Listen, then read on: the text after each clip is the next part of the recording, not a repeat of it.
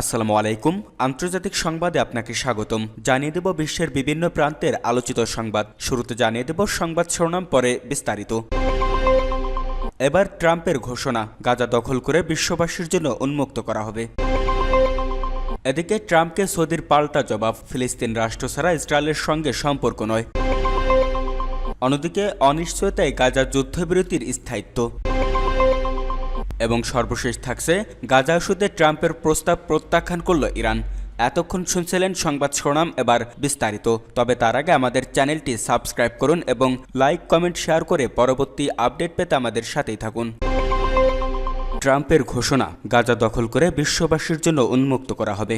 গাজা খালি করা নিয়ে মার্কিন প্রেসিডেন্ট ডোনাল্ড ট্রাম্পের প্রস্তাবের তীব্র বিরোধিতা করেছে মধ্যপ্রাচ্যের দেশগুলো। তবে এসব বিরোধিতা ও নিন্দার মুখেও থামছেন না ট্রাম্প। এবার ইসরায়েলি প্রধানমন্ত্রী বেনিয়ামিন নেতানিয়াহুর সঙ্গে যৌথ সংবাদ সম্মেলনে গাজা নিয়ে নেক্কারজনক মন্তব্য করেছেন তিনি। নেতানিয়াহু হোয়াইট হাউসে দ্বিপাক্ষিক বৈঠকের জন্য গিয়েছিলেন। ট্রাম্প এক বিস্ময়কর ঘোষণায় বলেছেন, যুক্তরাষ্ট্র গাজা দখল করবে এবং এটি পুনর্গঠন করে নিজেদের নিয়ন্ত্রণে নেবে। তিনি বলেন, ধ্বংসস্তূপে পরিণত হওয়া এই উপত্যকা পুনর্নির্মাণ করে ব্যাপক অর্থনৈতিক উন্নয়ন ঘটানো হবে, যা বিপুল সংখ্যক কর্মসংস্থান ও আবাসন সৃষ্টি করবে। এক প্রতিবেদনে এই খবর দিয়েছে টাইমস অফ ইসরায়েল। ট্রাম্প বলেন, যুক্তরাষ্ট্র গাজা দখল করবে এবং আমরা এটিকে পুনর্গঠন করব।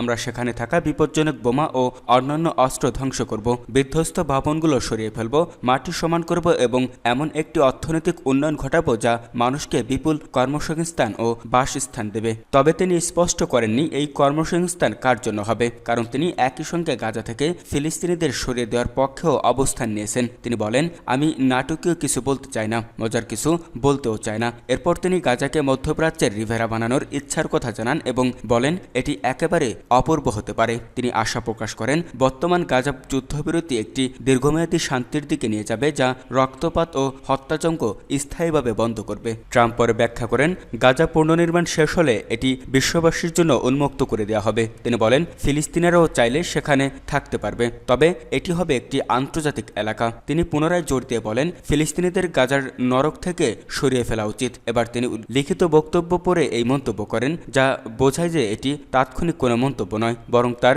প্রশাসনের আনুষ্ঠানিক নীতি। ট্রাম্প বলেন, গাজা পুনর্গঠন ও দখলের প্রক্রিয়ার মধ্যে থাকা উচিত নয় একই জনগোষ্ঠীর দ্বারা। তার মতে গাজার 18 লাখ অধিবাসীকে মানবিক দৃষ্টিকোণ থেকে অন্য কোনো দেশে স্থানান্তর করা উচিত। তিনি দাবি করেন, অনেক দেশ আছে যারা এই কাজ করতে চায়। ট্রাম্প বলেন, একাধিক দেশ ফিলিস্তিনিদের গ্রহণ করতে পারে। তিনি বলেন, গাজা পুনর্নির্মাণের অর্থ আসবে প্রতিবেশী ধনী দেশগুলোর কাছ থেকে। তিনি দাবি করেন, ফিলিস্তিনিদের জন্য 12টি পর্যন্ত নতুন স্থান নির্ধারণ করা হতে পারে, যেখানে তাদের গুলি করা এবং হত্যা করা হবে না।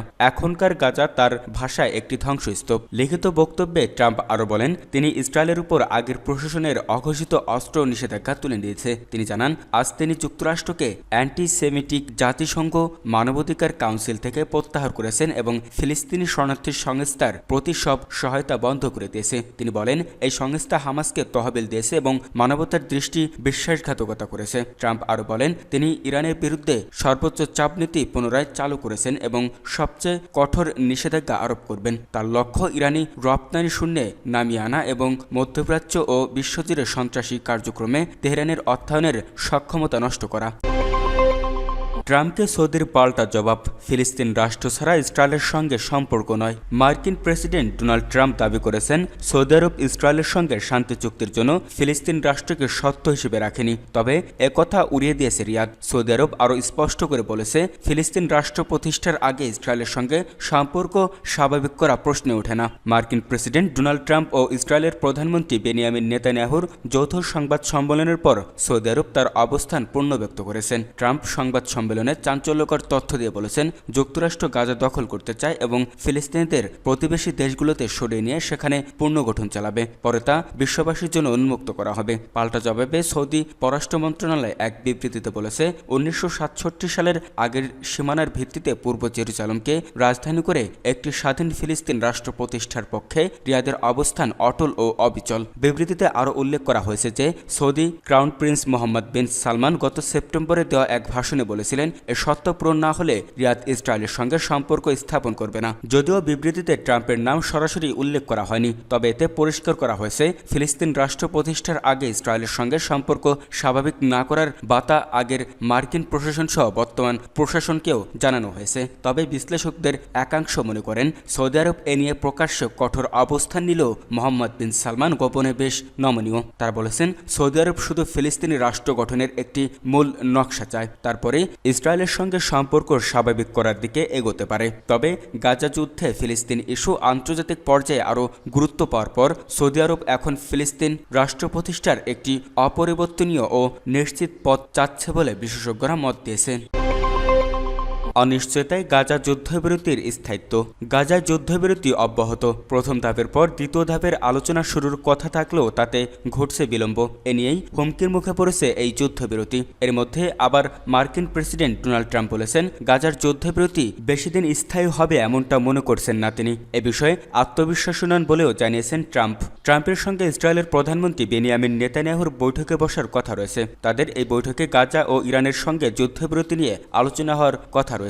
তবে এর আগেই যুদ্ধবিরতির মেয়াদ বৃদ্ধির বিষয়ে অনিশ্চয়তা দেখা দিয়েছে। ট্রাম্প বলেছেন মধ্যপ্রাচ্য নিয়ে ইসরায়েল এবং অন্যান্য দেশের সঙ্গে আলোচনার অগ্রগতি হয়েছে, তবে এ বিষয়ে তিনি বিস্তারিত কোনো তথ্য জানাননি। ট্রাম্প আরও বলেছেন যুদ্ধবিরতি বিষয়টি অনিশ্চিত, শান্তি বজায় থাকবে এমন কোনো নিশ্চয়তা আমার কাছে নেই। এর আগে সোমবার ট্রাম্পের মধ্যপ্রাচ্য বিষয়ক দূত স্টিভ উইটকফ নেতানিয়াহুর সঙ্গে সাক্ষাৎ করেন। এ সময় তিনি বলেছেন আমরা যুদ্ধবিরতির বিষয়ে আশাবাদী। রোববার টাইমস অব ইসরায়েলের এক প্রতিবেদনে বলা হয়েছে মধ্যপ্রাচ্যের ভূরাজনৈতিক পরিবর্তন ও আঞ্চলিক নিয়ন্ত্রণ নিয়ে মার্কিন প্রেসিডেন্ট ডোনাল্ড ট্রাম্প এবং ইসরায়েলের প্রধানমন্ত্রী বেনিয়ামিন নেতানিয়াহু গুরুত্বপূর্ণ বৈঠকে বসতে যাচ্ছেন। বৈঠকে আলোচনার কেন্দ্রবিন্দুতে থাকছে ফিলিস্তিনের অবরুদ্ধ গাজা উপত্যকা, যেখানে নতুন মার্কিন ইসরায়েলি পরিকল্পনা নিয়ে চূড়ান্ত সিদ্ধান্ত আসতে পারে। নেতানিয়াহু ওয়াশিংটনের উদ্দেশ্যে রওনা হওয়ার আগে এক সংবাদ সম্মেলনে ট্রাম্পের সঙ্গে বৈঠকে কি বিষয়ে আলোচনা হতে পারে তার ধারণা দেন। তিনি বলেছেন গাজা উপত্যকায় ফিলিস্তিন স্বাধীনতাকামী সংগঠন হামাসের শাসনের অবসান এবং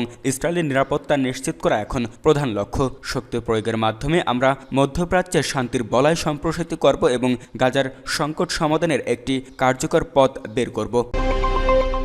গাজা ইস্যুতে ট্রাম্পের প্রস্তাব প্রত্যাখ্যান করল ইরান। গাজা খালি করার বিষয়ে মার্কিন প্রেসিডেন্ট ডোনাল্ড ট্রাম্পের পরিকল্পনার বিরোধিতা করেছে ইরান। তেহরান বলেছে গাজার ভবিষ্যৎ নির্ধারণের অধিকার শুধু ফিলিস্তিনিদের, বাইরের কোনো শক্তির নয়। এক প্রতিবেদনে এই খবর দিয়েছে তাসনিম নিউজ। মধ্যপ্রাচ্যের ভূরাজনৈতিক বাস্তবতায় গাজা সংকট কেবলমাত্র ইসরায়েল ফিলিস্তিন সংঘাতের বিষয় নয়, বরং এটি আঞ্চলিক শক্তিগুলোর কৌশলগত স্বার্থের লড়াইয়ের কেন্দ্রবিন্দু হয়ে উঠেছে।